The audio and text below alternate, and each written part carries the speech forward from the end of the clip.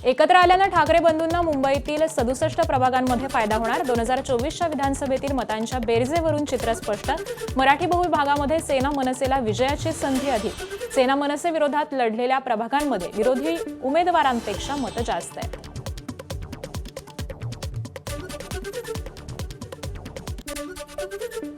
चारकोपमध्ये पार पडला शिवसेना मनसेचा मेळावा। मेळाव्याला दोन्ही पक्षांच्या कार्यकर्त्यांचा उत्साहामध्ये प्रतिसाद। ढोल ताशांचा गजर, ठाकरे बंधूंच्या घोषणांनी परिसर दणाणला।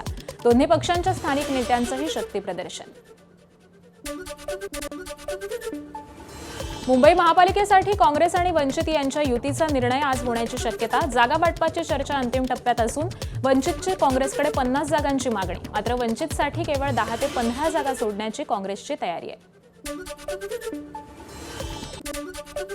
मुंबई महानगरपालिकेची निवडणूक राष्ट्रवादी काँग्रेस वबळावरती लढण्याची शक्यता। मुंबई महापालिकेसाठी आज भाजप आणि शिवसेनेनं जागा वाटप जाहीर केलं, तर राष्ट्रवादी काँग्रेसचे प्रदेशाध्यक्ष सुनील तटकरे पत्रकार परिषद घेऊन 100 उमेदवारांची यादी जाहीर करण्याची शक्यता आहे। अखिल भारतीय सेनेकडून मुंबई महापालिकेसाठी अरुण गवळीच्या दोन्ही मुली निवडणुकीच्या रिंगणात। प्रभाग 207 मधून योगिता गवळी वाघमारे यांनी उमेदवारी अर्ज भरला, तर प्रभाग 212 मधून माजी नगरसेविका गीता गवळींकडून उमेदवारी अर्ज दाखल। मुंबईत 1,68,000 दुबार मतदार। मुंबई महापालिकेनं सादर केली अंतिम आकडेवारी। घरोघरी जाऊन केलेल्या सर्वेक्षणाची माहिती सादर। 11 लाख मतदार दुबार असल्याचा आयोगाला होता संशय। 48,000 मतदार देणार, एकाच जागी मतदानाची हवी। ठाण्यामध्ये महायुतीचं जागा वाटपाचं घोडं अडलेलंच। एकनाथ शिंदे आणि रवींद्र चव्हाणांच्या काल झालेल्या तिसऱ्या बैठकीत जागा वाटपावर पुन्हा चर्चा।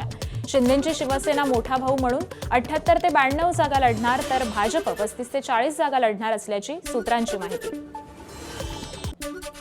ठाण्यामध्ये भाजपच्या प्रचाराला सुरुवात। नमो भारत नमो ठाणे या मथळ्याखाली बॅनर लावले। युतीबाबत अजून स्पष्टता नसताना देखील ठाण्यामध्ये भाजपचा स्वतंत्र प्रचार सुरू आहे। ठाण्यात शिवसेनेच्या स्वतंत्र प्रचाराचा नारळ फुटणार। खासदार श्रीकांत शिंदे यांची पहिली स्वतंत्र सभा आज पार पडणार। वारंवार बैठका होऊन देखील युतीबाबत तोडगा न निघाल्यानं भाजपशिवाय शिवसेनेच्या प्रचाराला आज सुरुवात होणार। मुंबई महापालिकेसाठी युतीकडून उत्तर भारतीय मतदारांना आकर्षित करण्यासाठी स्टार प्रचारकांची स्ट्रॅटेजी। भाजपकडून मुख्यमंत्री योगी आदित्यनाथ, मैथिली ठाकूर, मनोज तिवारी, निरुहुआ आणि रवी किशन प्रचारामध्ये सहभागी होणार। कल्याण डोंबिवली महापालिका निवडणुकीसाठी महायुतीचा संभाव्य फॉर्म्युला। 120 जागांपैकी शिवसेना 60 ते 65 जागा, तर भाजप 55 ते 60 जागांवरती लढणार। पुण्यामध्ये महाविकास आघाडीची बैठक पार पडली। सकारात्मक चर्चा। प्रभाग क्रमांक 14 पर्यंत चर्चा पूर्ण झाली। ठाकरेंच्या शिवसेनेच्या उपनेत्या सुषमा अंधारे यांची माहिती। धाराशिवमध्ये नगर परिषद निवडणुकीतील पराभवानंतर ठाकरेंच्या शिवसेनेची सावध पावलं। जिल्हा परिषद निवडणुकीच्या तयारीसाठी गटनिहाय बैठका। आमदार कैलास पाटील यांच्याकडून जिल्हा परिषद निवडणुकीचा आढावा। आंदेकर कुटुंबियांना प्रचारात मिरवणूक, भाषण, घोषणाबाजीला मनाई। पोलीस बंदोबस्तामध्ये उमेदवारी अर्ज दाखल करण्याला परवानगी। आयुष कोमकर हत्या प्रकरणामध्ये आंदेकर कुटुंबीय कारागृहात आहेत।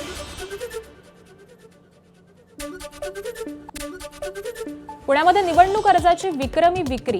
आतापर्यंत 9,101 उमेदवारी अर्जाची विक्री, तर अद्याप फक्त 8 जणांनी अर्ज भरले। महायुती महाविकास आघाडीच्या चर्चेमुळे अर्ज भरण्याची प्रक्रिया रखडली। कोथरूड बावधनमधून सर्वाधिक अर्ज विक्री। सांगलीत भाजपमध्ये उमेदवारी देण्यावरून नवा आणि जुना वाद उफाळला। काँग्रेसमधून आयात जयश्री पाटील, पृथ्वीराज पाटील या गटाला किती जागा द्याव्यात यावरून चर्चा रंगली। मुख्यमंत्र्यांची बैठकीनंतर सांगली भाजपमध्ये हालचाली वाढल्या आहेत। अहिल्यानगर महापालिका निवडणुकीसाठी एमआयएम कडून 4 उमेदवारांची पहिली यादी जाहीर। माजी नगरसेवकासह 3 सामाजिक कार्यकर्त्यांना उमेदवारी। मालेगाव महापालिका निवडणुकीमध्ये मनसे मविया सोबत लढणार। शरद पवारांचे राष्ट्रवादी, काँग्रेस, मनसे, ठाकरेंची शिवसेना, माकप यांची संयुक्त बैठक। लवकरच आघाडीची अधिकृत घोषणा आणि उमेदवार यादी जाहीर होण्याची शक्यता आहे। आमदार आदित्य ठाकरे आज नाशिक दौऱ्यावरती। 2 दिवसांपूर्वी ठाकरे सेनेतील नेत्यांचा भाजपमध्ये पक्षप्रवेश। नेत्यांच्या भाजप प्रवेशावरती काय बोलणार याकडे लक्ष। धुळे महानगरपालिकेच्या निवडणुकीमध्ये समाधानकारक जागा वाटप न झाल्यास भाजप आणि शिवसेनेची युती फिसकटण्याची शक्यता. सर्वच पक्षांकडे इच्छुकांची संख्या लक्षात घेता निवडणुकीमध्ये बंडखोरीचा धोका टाळण्यासाठी पक्षांकडून उमेदवारांची नावं ही जाहीर करण्याबाबत गुप्तता पाळली जाते. अमरावतीमध्ये शिवसेना भाजपची युतीचा आज फैसला. भाजपला शिवसेनेने दिलाय 20 ते 25 जागेचा प्रस्ताव. यावरती भाजप काय निर्णय घेईल याकडे लक्ष. तर आज मुख्यमंत्री फडणवीस अमरावतीत असल्यामुळे युतीवरती शिक्कामोर्तब होऊ शकतोय. अकोला महापालिकेतील महायुतीत तिन्ही पक्षांचा जागा वाटपाचा संभाव्य फॉर्म्युला एबीपी माझाच्या हाती. भाजपला 55, शिवसेनेला 15, राष्ट्रवादीला 10 जागा मिळण्याची शक्यता आहे. तर आज किंवा उद्या अकोल्यातील अंतिम जागा वाटप जाहीर होणार.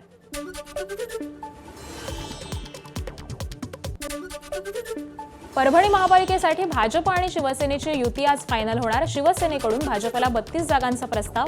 आज दोन्ही पक्षाचे स्थानिक नेते एकत्रित बसून जागा वाटपाचा तिढा सोडवणार.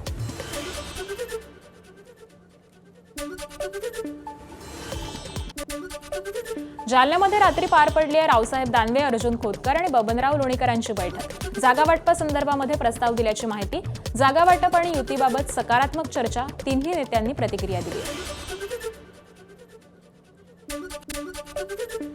छत्रपती संभाजीनगरमध्ये मंत्री संजय शिरसाटांच्या निवासस्थानी पार पडलेल्या महायुतीच्या बैठकीमध्ये तोडगा नाहीच.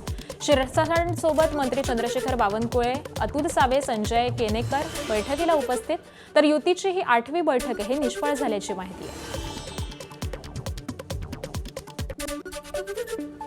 खासदार संजय राऊतांचे लहान भाऊ संदीप राऊतही निवडणूक लढवण्यास इच्छुक. विक्रोळीत शरद पवारांच्या राष्ट्रवादीकडून निवडणूक लढवण्यास संदीप राऊत इच्छुक आहेत. परभणी महापालिका निवडणुकीच्या पार्श्वभूमीवरती नेत्यांच्या मुलांचे पक्षप्रवेश. काँग्रेस नेते माजी खासदार तुकाराम रेगे यांचे पुत्र दत्ताराव रेगे भाजपमध्ये, तर भाजपचे नेते विजय वरपुडकर यांचे चिरंजीव अजित पवारांच्या राष्ट्रवादीत. मंगेश काळोखे हत्या प्रकरणातील मुख्य 2 आरोपी पोलिसांच्या ताब्यात. रवींद्र देवकर आणि त्याचा मुलगा दर्शन देवकर रायगड पोलिसांच्या ताब्यात.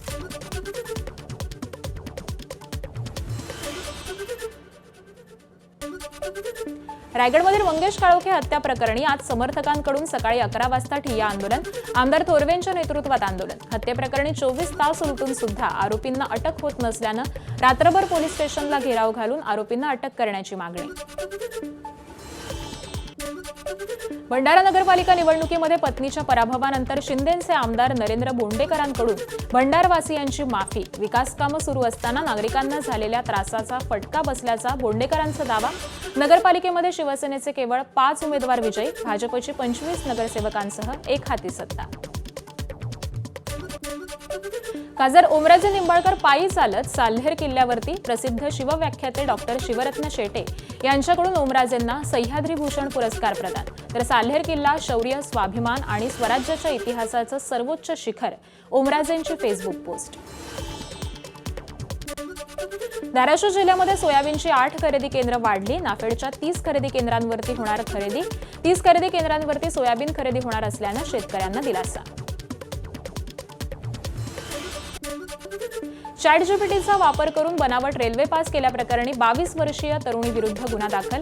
मुंब्रा ते सीएसएमटी दरम्यान प्रवासासाठी 1 महिन्याचा बनावट पास हा तयार केल्याचं समोर.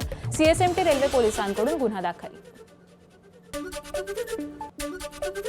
छत्रपती संभाजीनगर जिल्हा न्यायालयाच्या अधिकृत वेबसाईटवरती आजही औरंगाबाद नाव. छत्रपती संभाजीनगर नावाच्या पूर्ण अंमलबजावणीबाबत मराठी एकीकरण समितीचे न्याय विभागाला पत्र. कामकाजामध्ये अद्याप औरंगाबाद नावाचा वापर सुरू आहे. मराठी एकीकरण समितीचा आरोप.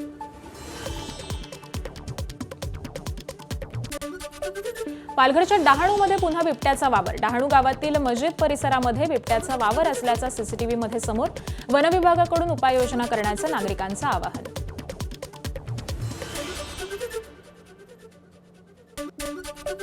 भंडाऱ्यात कोंबड्यांवर हल्ला करण्याच्या बिबट्याचा बेत फसला. कोंबड्यांना ठेवलेली लोखंडी जाळी तोडण्यासाठी बिबट्याचा आटोकाट प्रयत्न. मात्र प्रयत्न अपयशी ठरल्यानं बिबट्याची धूम. भंडाऱ्याच्या लाखांदूर तालुक्यातील विरली बुद्रुक गावातील ही थरारक घटना सीसीटीव्हीमध्ये कैद. कोल्हापूर शहरामध्ये 2 दिवसांपासून धुमाकूळ घालणाऱ्या कोल्ह्याला उशिरा पकडलं. मात्र घटनेमध्ये कोल्ह्याचा मृत्यू. कदमवाडी इथं कोल्ह्याला वनविभागाच्या कर्मचाऱ्यांनी पकडलंय. तळकोकणातील दोडामार्ग तालुक्यातील पाळये गावामध्ये हत्तीच्या कळपाचा धुडगूस. हत्तींकडून शेतकऱ्यांच्या नारळ पोफळीच्या बागा उद्ध्वस्त. वन विभागानं तातडीनं हत्तीचा बंदोबस्त करावा अशी ग्रामस्थांची मागणी. गोंदियात कत्तलखान्यामध्ये नेण्यासाठी बांधून ठेवलेल्या 54 जनावरांची सुटका. सालेकसा तालुक्यातील बच्चन टोला इथं कारवाई. आरोपी विरुद्ध गुन्हा दाखल.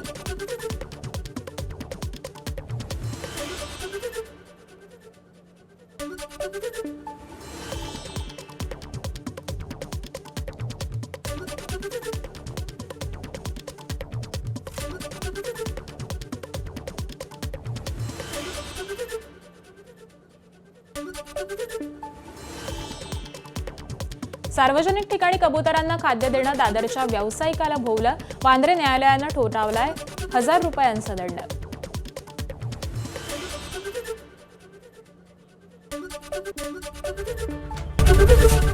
एबीपी माझा, उघडा डोळे बघा नीट.